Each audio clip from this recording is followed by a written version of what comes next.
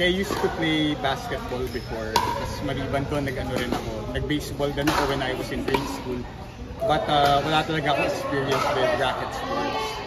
And then, ayun, I was looking for a new sport kasi nga hindi na pwede tumakbo sa basketball. Medyo masakit yung tuhod.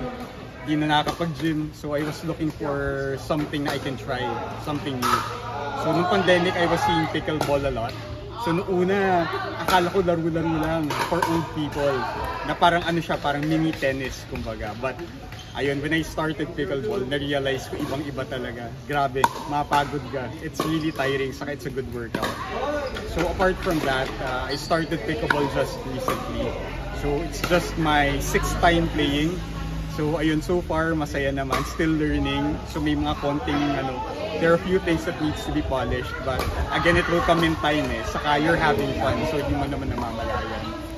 So with regard to the BF Resort Pickleball community, it's home here. So ayun, sa una it's a little bit nakaka-intimidate kasi syempre you don't know anyone, tapos pupunta ka doon by yourself. But ako, that's what I did.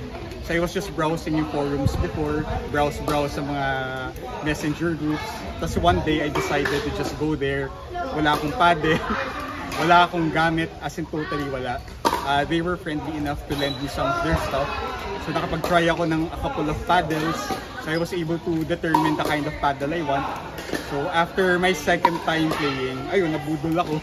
Meron na akong paddle, meron na rin akong ball sa bahay.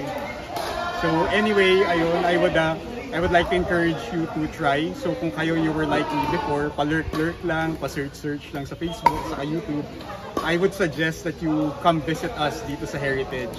So it's a lot of fun. It's really good for beginners also. Kahit wala kang gamit, we can lend you some stuff. Saka people here are very friendly. So kung wala kang alam, wala kang racket sport na background, it's okay because they will teach you here. So in any case, ayun, having fun. So hopefully, mas marami pang members later on na mag-show up. So sige, thank you Kuya Jonard. See you sa court.